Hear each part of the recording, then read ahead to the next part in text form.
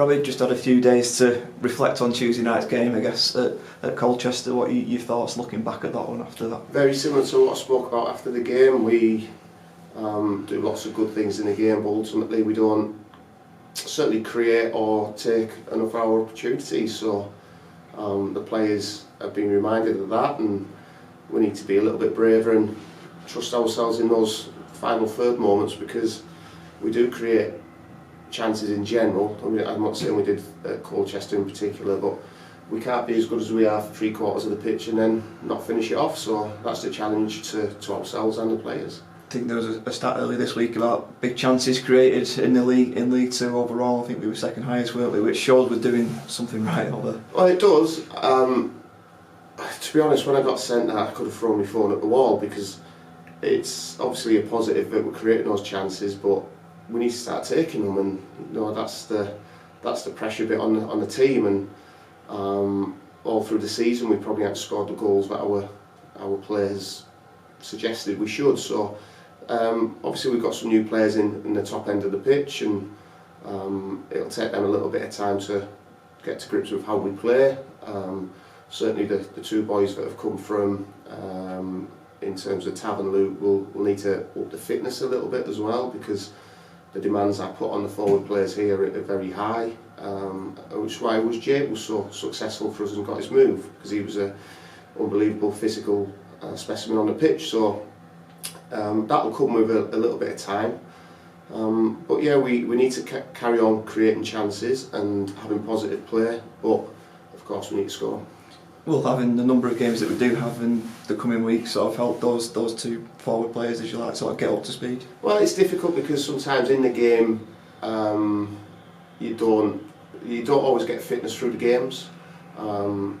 So yeah, of course, although we try to get them to a certain level after a game, they have a couple of down days where they need to recover. So it's just about managing their time, I think. Particularly in Luke's case, not so much Tav, because Tav was full-time at Woking, but in Luke's case he's coming off back of playing part-time at Darlington, having a job on the side, which was very demanding with night shifts and things like that. So although we expect a lot, we can't expect it straight away. We have to be careful with him. So he'll be in and out the team to start with, and until he builds that sort of resilience up to full-time football again. When you've got a run of Saturday, Tuesday games, how important is putting emphasis on sort of recovery and make sure everyone's right for the next challenge? Yeah, especially considering it was such a long trip on Tuesday night. So yeah, the recovery protocols are very good, which the staff put in place. So, and on the back of that, we're trying to prep them for the next game. So there's a balancing act there, but we feel that we're in a good place in terms of that. You know, the players have had a good couple of days there. Recovery today will work back onto the game tomorrow.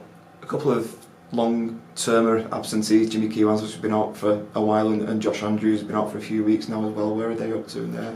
So Jimmy is he's not training with the rest of the squad yet, but he's doing his individual return to training protocols with the fitness staff. But he's on the grass, he's running, striking the ball a little bit now, so he's probably another couple of weeks away from being in contention, I guess, or even just training with the group, because obviously the type of injury he's had with a broken bone in his foot, we don't want him to come into training and go into a contact session and it flare up again. So we're waiting on him. Josh Andrews, unfortunately, is going to be out for a decent amount of time. He's still on loan to us, so we expect him back to contribute at the back end of the season, but he's certainly, I'm being told, going to miss, even from now, another 6 weeks before he's able to train again.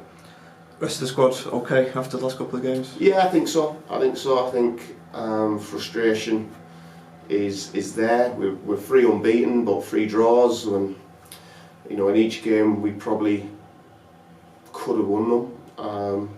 But the focus is now the next game, and that's Carlisle, and a tough game, another team that's sort of in and around us, which we haven't really done well against in terms of picking up the points this season, and we're fully focused on winning the game at home tomorrow.